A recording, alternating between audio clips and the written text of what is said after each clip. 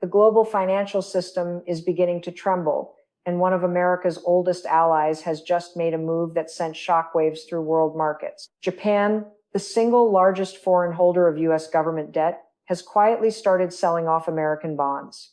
This isn't just another economic adjustment. It's a signal that the era of blind faith in the US dollar might be nearing its end. And if that sounds dramatic, it's because it is. For decades, Washington relied on foreign nations, especially Japan and China, to keep buying US debt, keeping America's spending machine alive. But now, one of those pillars is cracking. Tokyo has decided that it no longer wants to hold as much American debt as before, and the global reaction has been nothing short of alarm. Overnight, bond markets began to wobble. Analysts on Wall Street called it a quiet earthquake. The U.S. Treasury market, once considered the safest asset in the world, suddenly looks uncertain.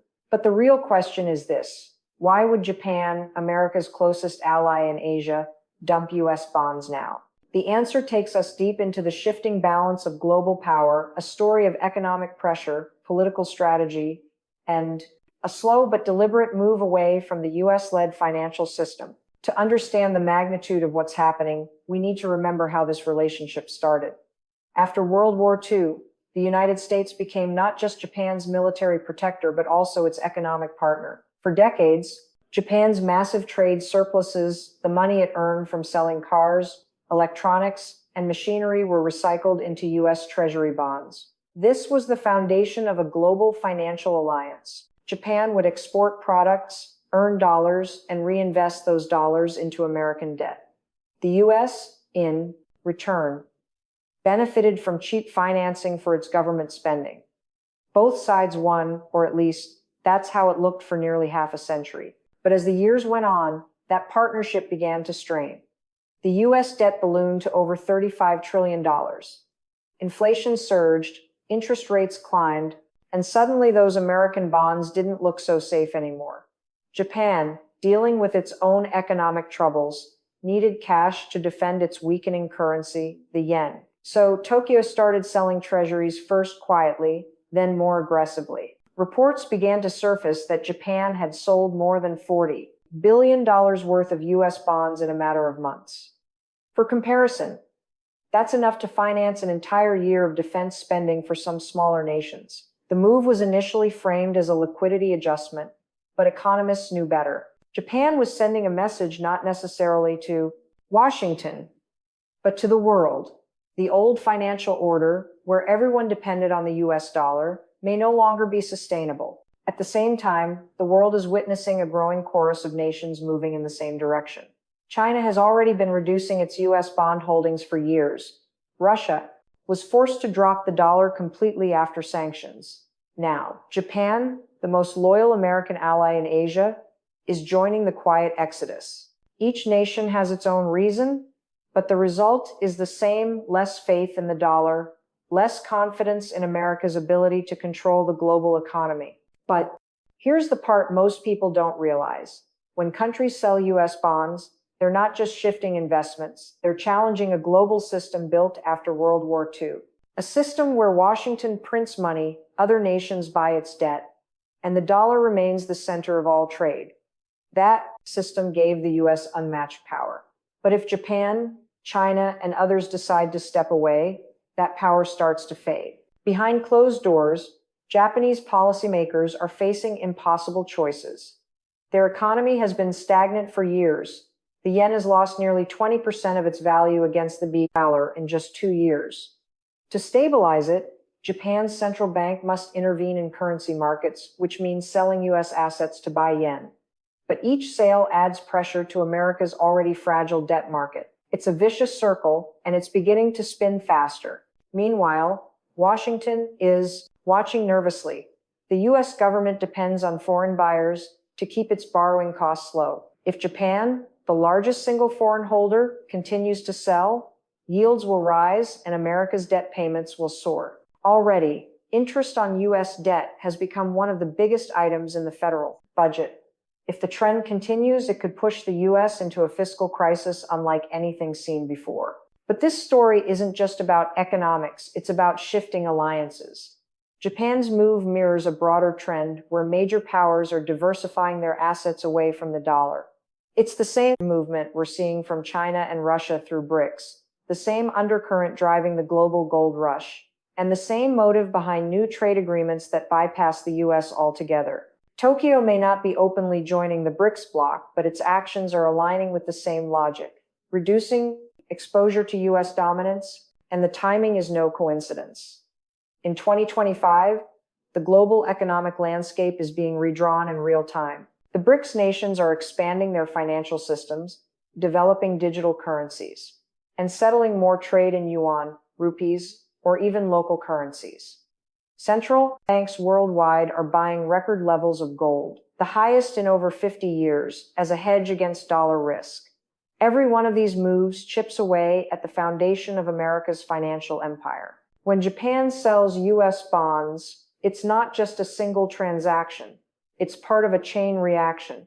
The sell-off weakens confidence in treasuries, that weakness drives yields higher, and higher yields force other countries to reconsider their holdings. What once looked like the safest asset on earth starts to look like a trap. In Tokyo's case, the decision is also deeply political. For decades, Japan followed America's lead in nearly every major financial and security policy. But in a world where China is becoming its largest trading partner, and where the US debt is spiraling out of control, even Japan must think about its own survival. The quiet dumping of treasuries is not a rebellion, it's self-preservation. Yet, as the markets digest Japan's move, the real fear is what comes next. If Tokyo keeps selling, and if China continues reducing its holdings, who will buy all the US debt? Domestic demand isn't enough. Pension funds and institutions are already overexposed. The Federal Reserve could step in, but that means printing more money, which only worsens inflation. It's a financial feedback loop that's getting harder to escape. The consequences reach far beyond the United States. When the world's largest debt market starts to wobble, it affects everything from mortgage rates in Europe to commodity prices in Africa. Global investors rely on US Treasuries as the benchmark for safety. If that benchmark cracks, uncertainty spreads everywhere. And behind it all, the same question keeps surfacing. What if this is the beginning of the end for the dollar's reign? To understand just how dangerous this moment is, we have to go back to the roots of American financial dominance. After the Second World War, the United States didn't just rebuild itself, it rebuilt the entire global system. Through the Bretton Woods Agreement of 1944, Washington positioned the peso dollar as the centerpiece of the world economy. Gold was scarce, but the dollar was abundant, and it was backed by the full faith and credit of the US government. Nations agreed to peg their currencies to the dollar, and in return, America promised stability. For decades, that promise held strong. Japan, freshly rebuilt with US support, became one of the earliest and most loyal participants in this system. Its massive export-driven economy thrived under the American-led order. Japanese companies built cars, electronics, and machinery that flooded global markets, and the profits from those exports flowed right back into the US financial system. This cycle became the backbone of post-war prosperity, a loop that benefited both nations. But as time passed, the balance shifted. The US began spending far more than it earned. Wars, welfare programs, financial bailouts, all financed by issuing more debt. The rest of the world kept buying those bonds because they believed in the system. It was unthinkable that America could default.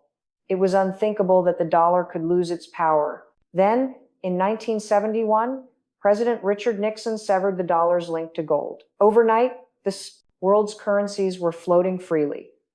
And the US dollar became a fiat currency valuable, not because it was backed by gold, but because everyone agreed to believe in it. To preserve the dollar's dominance, Washington struck another deal, this time with Saudi Arabia, to ensure that all global oil trade would be priced in US dollars. The so-called petrodollar system gave the United States a hidden advantage. Every nation that needed energy also needed dollars. For half a century, that structure held. The dollar was not just a currency, it was a weapon, a shield, and a tool of influence. When countries resisted American policies, Washington could freeze their assets, impose sanctions, or block access to the global financial network. The message was clear. As long as the world used dollars, the US ruled the system. But power built on trust is fragile. Once trust fades, the system begins to crack. That's exactly what's happening now.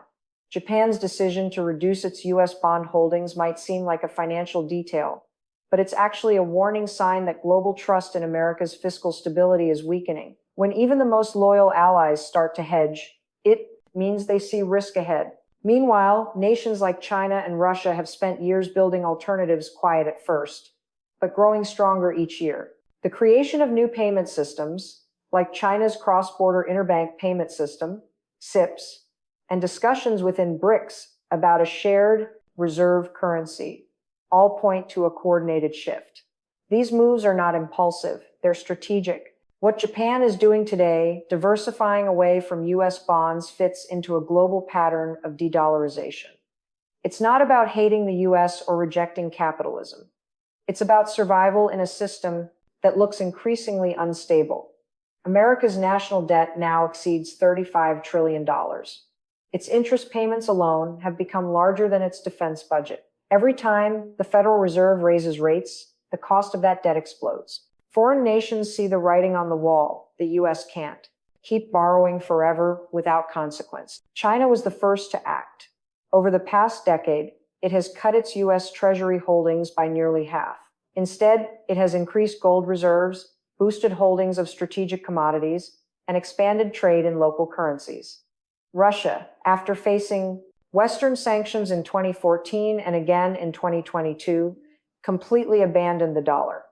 It now trades energy with China, India, and others using yuan or rubles. And now, Japan, the very country that once symbolized American economic partnership, is stepping back. Each of these moves weakens the dollar's foundation just a little more. Individually, they seem manageable. Collectively, they form a storm. If history has taught us anything, it's that financial empires rarely collapse overnight. They erode slowly, almost invisibly, until one day the world wakes up and realizes that something fundamental has changed. That's how the British pound lost its reserve currency status after World War II. That's how the gold standard crumbled in the early 1970 seconds. And that might be how the dollar's supremacy ends, not with an explosion, but with a quiet, relentless retreat. For years, analysts warned about this possibility, but few believed it would come from Japan. After all, Tokyo's economic survival has long depended on its close relationship with Washington, but as the global landscape evolves, loyalty has limits. The Japanese government faces mounting pressure from within. Its aging population, its shrinking workforce, and its decades of near-zero growth have left the nation desperate for stability. Holding massive amounts of US debt that's losing real value is no longer seen as prudent, it's seen as risky. And so, Japan's central bank has begun to act. Each time it sells treasuries to buy yen, it sends ripples through global markets. Those ripples collide with others coming from China, Russia, and even smaller economies now testing the waters of de-dollarization. It's like a tide, slow, steady, but impossible to stop once it gains momentum. The irony is that America's strength is also its weakness.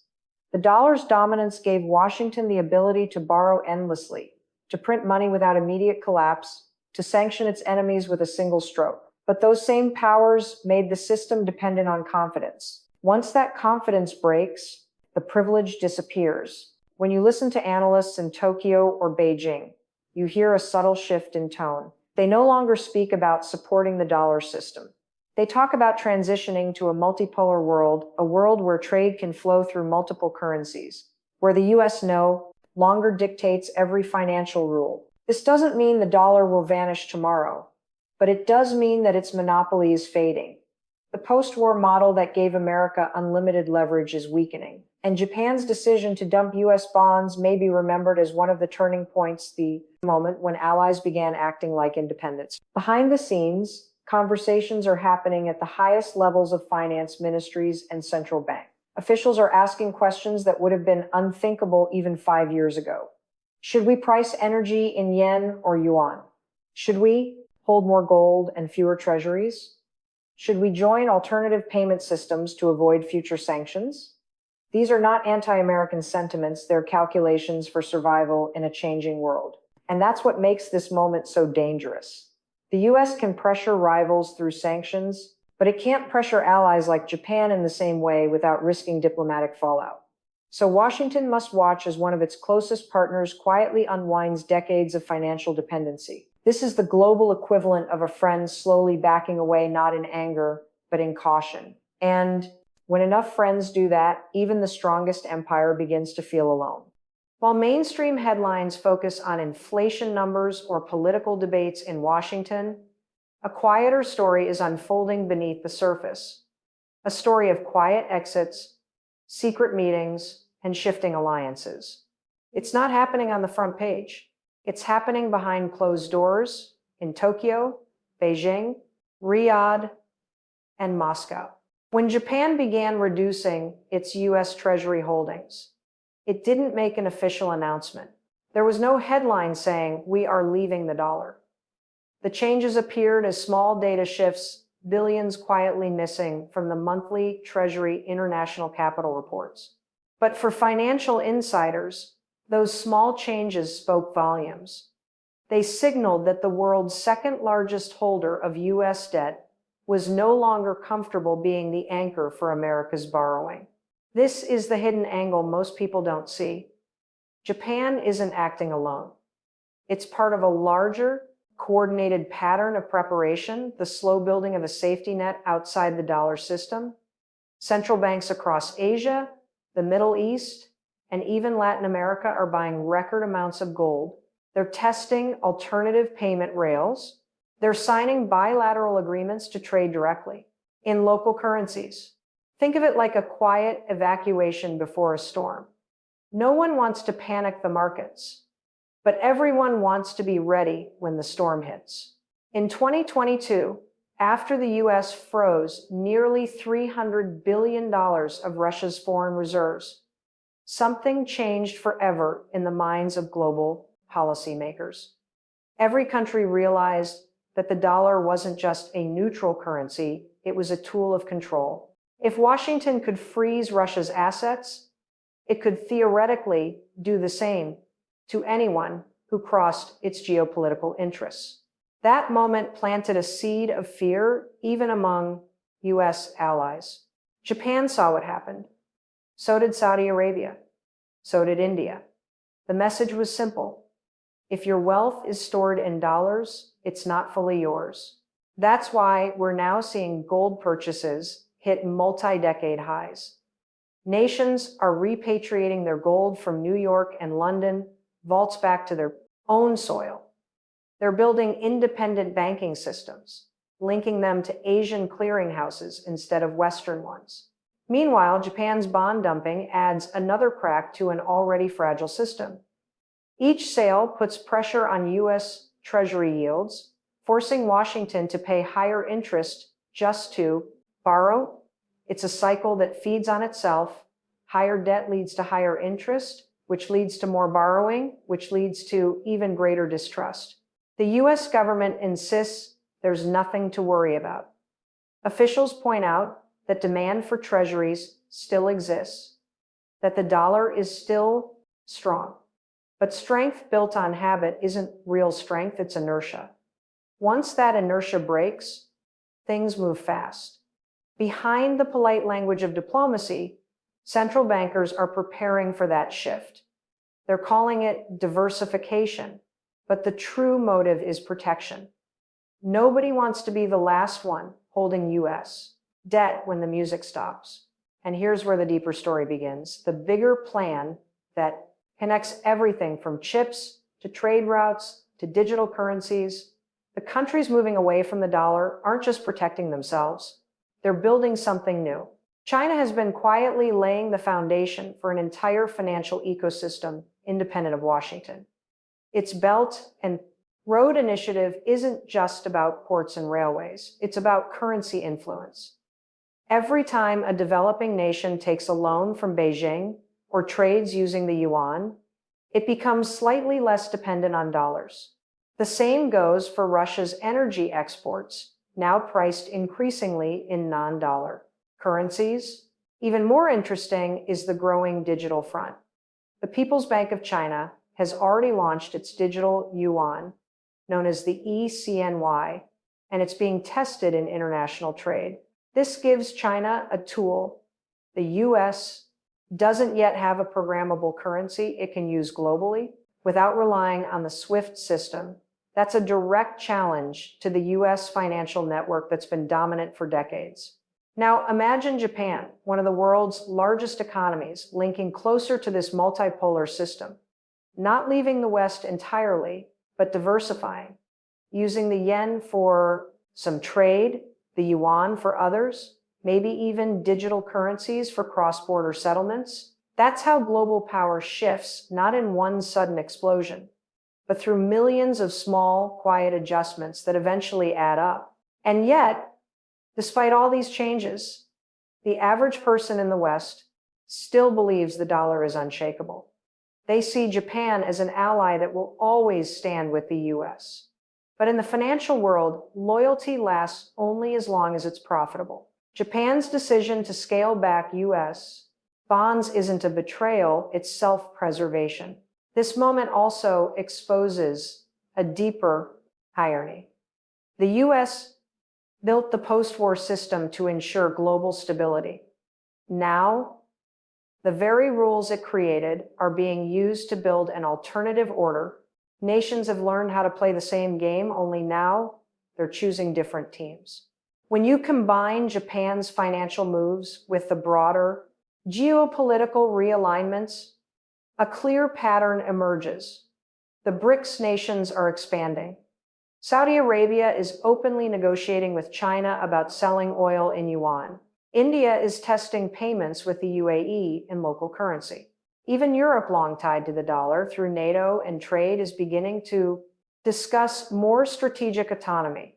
Each of these moves chips away at the dollar's monopoly. And if enough countries diversify, the US loses not just financial leverage, but political leverage too. Imagine a world where Washington can no longer threaten sanctions because the rest of the world, that doesn't need its money. That's the direction things are heading, slowly but surely. Markets are beginning to sense this shift. Every bond sale by Japan or China adds tension to the system. Every dollar dumped adds a little more weight to the global scales. The day may come when investors wake up to a simple truth. The safest asset in the world isn't as safe as it used to be. The consequences would be enormous. The dollar's value would drop. US borrowing costs would rise. Inflation could return in waves. The government might be forced to choose between cutting, spending, or printing even more money, either of which could shake public confidence even further. And in that moment of weakness, other powers would rise. China, Russia, and their allies would present themselves as the architects of a fairer financial system, one not dominated by a single nation. It's a seductive idea for many countries that have long felt trapped under the dollar's shadow. Japan's move, then, is not just about bonds. It's about signaling readiness for that future. It's saying we see where the world is going and we're positioning ourselves before it's too late. The question is not whether the dollar will face competition. The question is whether the US can adapt before the system it built begins to turn against it. The reaction across global markets was immediate, not always loud, but unmistakable. When the news broke that Japan had trimmed another portion of its US Treasury holdings, traders in Tokyo, Hong Kong, and New York didn't panic, but they paid attention. The yen strengthened slightly, Treasury. Yields spiked, and whispers spread through trading floors. It wasn't fear yet. It was recognition. The kind of recognition that comes when everyone realizes something fundamental has changed, but no one wants to say it out loud. On financial television, analysts brushed it off. They said Japan was simply rebalancing its portfolio. A technical adjustment, they called it. But deep down, even they knew that when the world's largest creditor nation changes course, it's not a coincidence. It's a signal. The smart money knows when tides are shifting, and lately, the current has been flowing away from Washington. The Federal Reserve tried to calm the storm. Officials released statements emphasizing America's economic resilience and deep capital markets.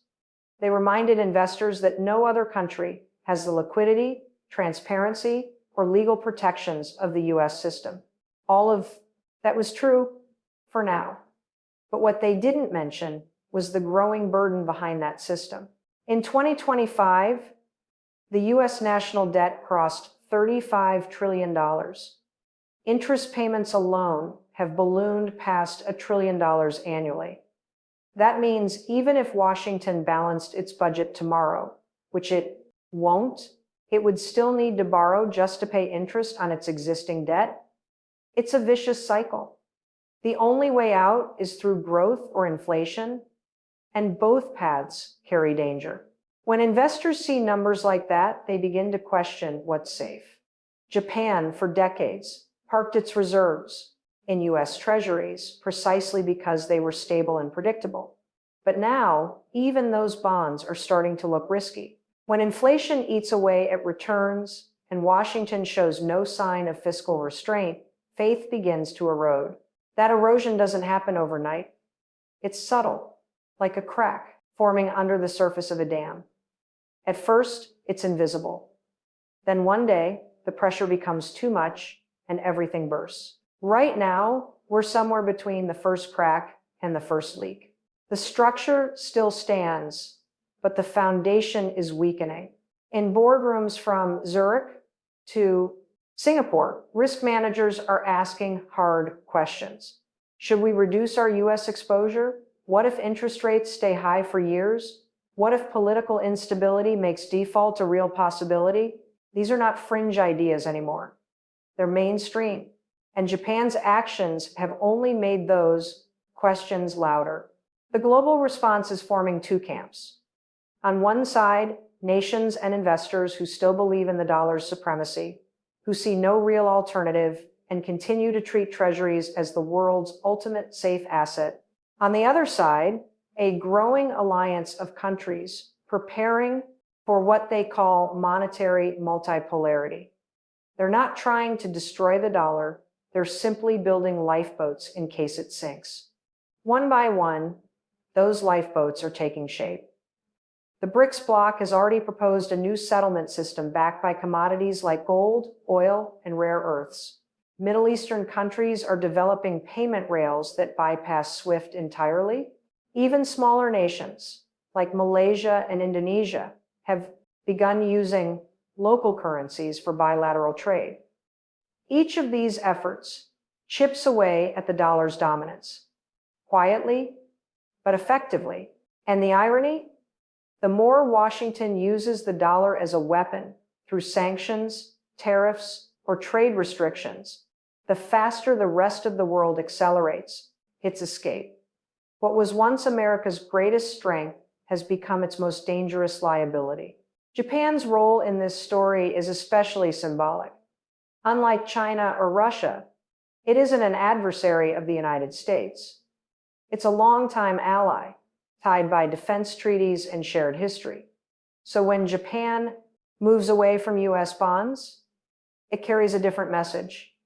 It's not rebellion, it's caution. And that caution speaks louder than any declaration could.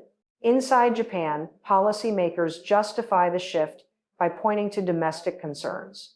The yen's weakness, the need to stabilize interest rates at home, the demands of aging demographics. All valid reasons. But behind closed doors, some insiders admit it's also about long-term strategy. They see the future coming, and they want Japan to be prepared for a world where the dollar isn't the center of gravity. In the corridors of power in Washington, this has not gone unnoticed. Treasury officials have held quiet meetings with Japanese counterparts, urging them not to sell too aggressively, fearing it could trigger market panic. Publicly, both sides downplay it. Privately, they know the truth. Once confidence begins to fade, it's almost impossible to fully restore. Meanwhile, Global investors are diversifying faster than ever. Sovereign wealth funds in the Middle East are pouring billions into Asian infrastructure, African energy, and European technology, but less into US bonds. Central banks are holding fewer dollars and more gold. The shift is incremental, but relentless. Every empire, at some point, believes it's immune to decline. The British Empire believed it. The Roman Empire believed it. The American financial empire is no different. But history has a way of humbling even the strongest powers. Dominance is not permanent, it's borrowed time. If current trends continue, by the end of this decade, the US share of global reserves could fall below 50% for the first time since World War II. That might sound technical, but the impact would be seismic. The dollar's value would drop, imports would become more expensive, inflation would rise. And for the first time in generations, Americans would feel what it's like to live in a world where their currency isn't king.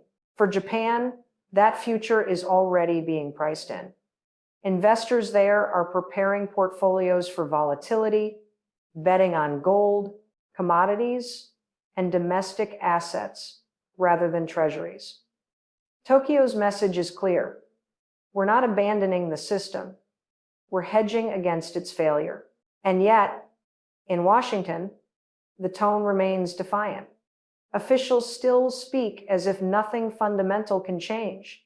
They say the dollar has no alternative. But that's exactly what every dominant power says before history proves otherwise. The truth is, the alternative is already being built, piece by piece, trade by trade, bond sale by bond sale. What's happening now is not chaos, it's evolution. The world is adapting to a new balance of power, one where no single nation dictates the rules.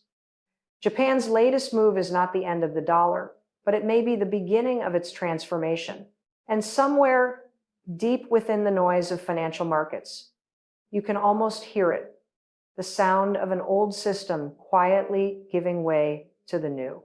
As the dust settled from Japan's bond sell-off, a new question began echoing through financial circles. What happens next? Because when one pillar moves, others follow. If Japan, a US ally, begins reducing its exposure, what about other major holders like South Korea, Taiwan, or even Saudi Arabia? These countries are watching closely and quietly running their own calculations. For years, Washington has relied on foreign demand to keep its massive borrowing affordable. When other nations buy US debt, they help keep American interest rates low. That allows Washington to spend freely on defense, infrastructure, social programs, even foreign aid. But if those buyers pull back, the math changes fast. Yields rise, borrowing costs climb, and suddenly the world's biggest economy starts feeling the same pressure it once exported to others. That's the danger, a silent, slow motion crisis that begins not with a crash, but with a hesitation. A few investors selling, a few governments diversifying. Then, a wave of small decisions that together shift the balance of global finance. And the more America prints, the more that hesitation grows, because the world can see it. Trillions created out of thin air. Stimulus packages, emergency bailouts, political fights over debt ceilings that seem to happen every few months. Each time, the image of stability weakens a little more. Each time, the dollar's aura of invincibility fades. The irony is that America's greatest weapon, its ability to print the world's reserve currency, may also be its greatest weakness. For decades, Washington used the dollar's power to fund endless wars, backstop risky banks, and enforce global sanctions. But every time that power is used, it reminds the rest of the world how dangerous dependency can be. China learned that lesson early. Russia learned it the hard way. Japan is simply acting on it before it's too late. The chain reaction is already visible. Central banks from Brazil to India have been stockpiling gold at record rates. the fastest accumulation since the 1,960 seconds. They're not doing this out of nostalgia. They're doing it to protect themselves from currency volatility. Gold doesn't default. Gold doesn't get sanctioned. It's the ultimate insurance policy in a system many believe is approaching its breaking point. Meanwhile, a quiet revolution in technology is accelerating the process. Blockchain-based payment systems, digital yuan experiments, cross-border settlement platforms, all designed to make the dollar less necessary. A decade ago, these ideas sounded like science fiction. Now, they're becoming infrastructure. Take China's digital currency, the ECNY. It's already being tested in more than 20 cities and integrated into trade deals across Asia. Combine that with Russia's SPFS network and a growing number of BRICS settlement systems, and you start to see the outline of a new global financial web, a web where transactions flow around, not through. American control. It's not just governments making moves. Multinational corporations are beginning to prepare as well. Energy giants are pricing some contracts in yuan. Tech firms are holding cash in multiple currencies. Even Western companies are quietly opening accounts in Hong Kong or Singapore to keep options open. They don't need to believe the dollar will collapse. They just need to believe it might. And that's enough. Because markets run on belief. When belief cracks, momentum shifts. And when momentum shifts, the old order starts to bend. Now, imagine this. The United States, long the world's biggest borrower, finds itself paying higher and higher interest just to attract buyers. Domestic programs face cuts. Infrastructure projects stall. Political gridlock intensifies. The average American feels it through rising prices, shrinking savings, and a growing sense that something fundamental has changed. At the same time, emerging economies, powered by their own trade currencies, begin trading more directly with each other. The need for U.S. intermediaries fades. The world's economic center of gravity drifts further east toward Asia. This is not fantasy. It's the direction we're heading. Slowly, methodically, undeniably. Japan's decision to reduce U.S. bond holdings is one chapter in this larger transformation. But it's a meaningful one because it represents the old guard adjusting to the new era. For decades, Japan was the anchor of America's post-war order, militarily loyal, economically intertwined, politically aligned. Now, even that anchor is shifting, not because of betrayal, but because of realism.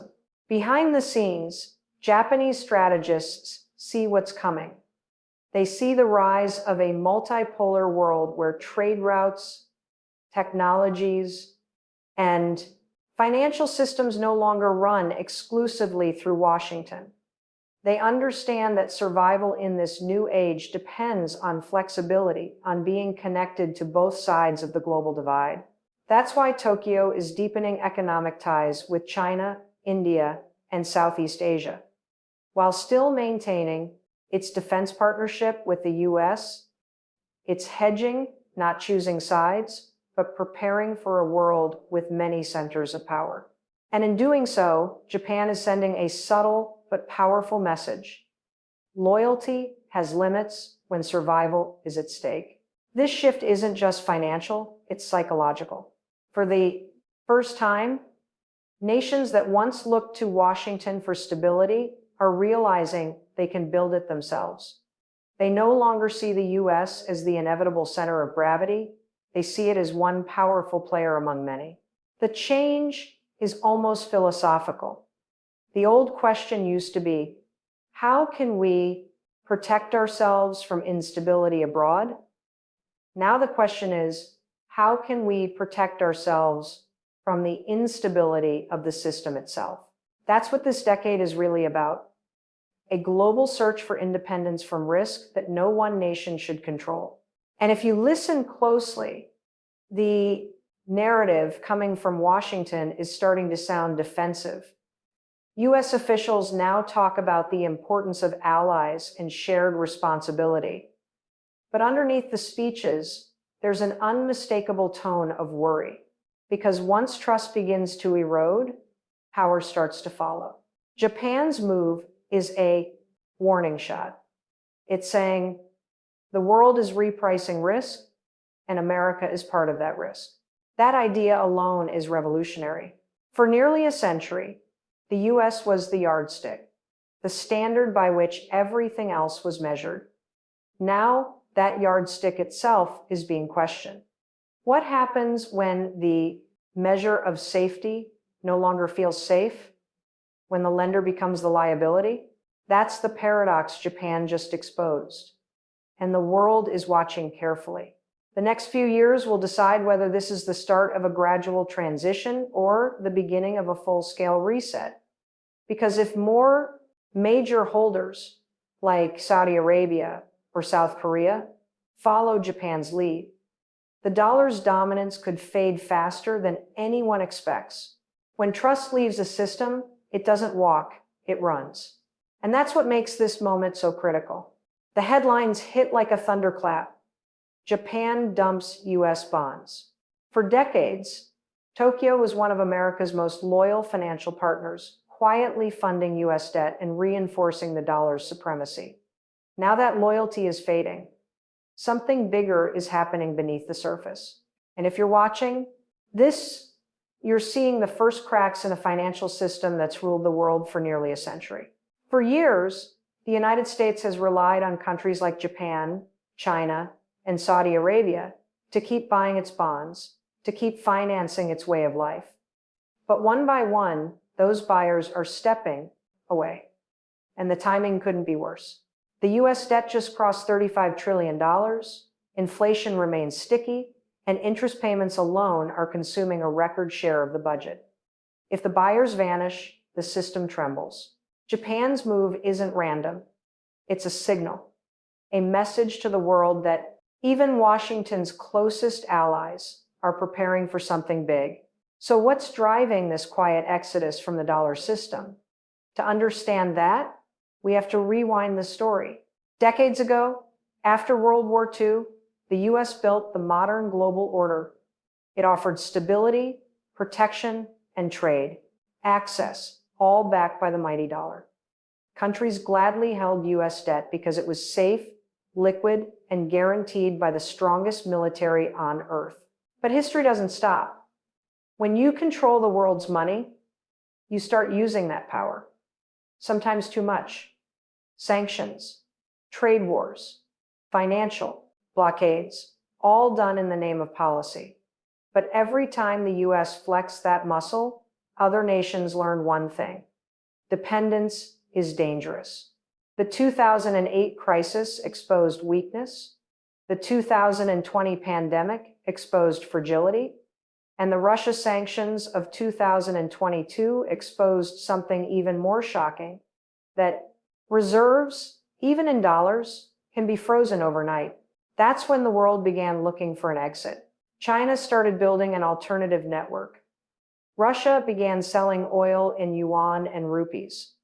Saudi Arabia quietly discussed joining BRICS. And now Japan, Washington's oldest ally in Asia, has started trimming its US holdings. This isn't rebellion, it's survival. Because the global economy is shifting faster than the world's superpowers can adjust, every empire falls the same way. Not with a bang, but with a repricing of belief. And belief is the foundation of money. When people, governments, or investors stop believing that your debt is the safest place to store value, everything else changes. Right now, belief in the dollar is cracking, not collapsing, but eroding. And as it erodes, the cracks spread. Central banks everywhere are buying record levels of gold. China is pushing its digital yuan. Russia is testing its SPFS payment system. India is settling trade with the Middle East in rupees. Piece by piece, they're building a world that no longer needs Washington's permission. Even major corporations are hedging their bets, holding cash in multiple currencies. shifting operations to Asia, exploring alternative payment channels. They don't need to hate the dollar. They just don't need to depend on it anymore. And that's how revolutions start. Quietly, logically, almost invisibly. Japan's decision to diversify is a mirror of that logic. For years, it bought US bonds not because it wanted to, but because it had to, because the global system offered no alternative.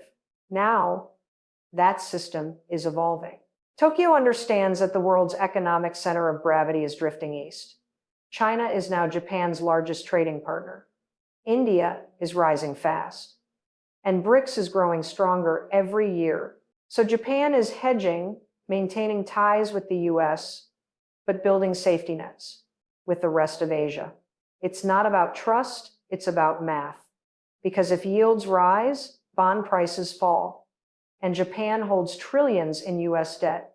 One wrong move, and its own savings could be wiped out. So instead of waiting for the next crisis, Japan is quietly stepping aside. The implications are massive.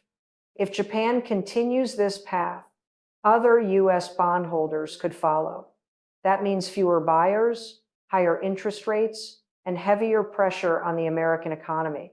In simple terms, Washington would have to pay more to borrow, and that could ignite a chain reaction across the global system. Debt becomes more expensive. Budgets tighten. Markets panic. Confidence fades. And in a world driven by confidence, once it's gone, everything moves fast. So what happens next? We're likely entering a decade where two financial systems compete side by side. The Western dollar-based system, powerful but over-leveraged. And a new Eastern bloc, flexible, digital, and commodity-backed, one built on reputation, the other built on resilience. This isn't the end of the dollar, but it is the end of its monopoly. The future will be multipolar, shared between nations, technologies, and ideologies. Japan's shift is only the beginning. It's a warning to every government that the rules are changing. That safety no longer means loyalty, it means balance. Because in the next global crisis, no one wants to be caught holding the wrong side of history. The question now isn't whether change is coming, it's how deep it will go and who will rise stronger when the dust finally settles. So what do you think happens next? Will the US dollar remain the world's dominant currency? Or are we witnessing the rise of a new financial and technological era led by China and its allies? Share your thoughts below. Your perspective matters in this global conversation. And if you found this deep dive valuable, give this video a thumbs up, subscribe, and turn on the notification bell so you never miss our latest breakdowns of world-changing events. The global landscape is shifting fast, and we're here to keep you one step ahead. Because in this new era of power, knowledge isn't just strength, it's survival.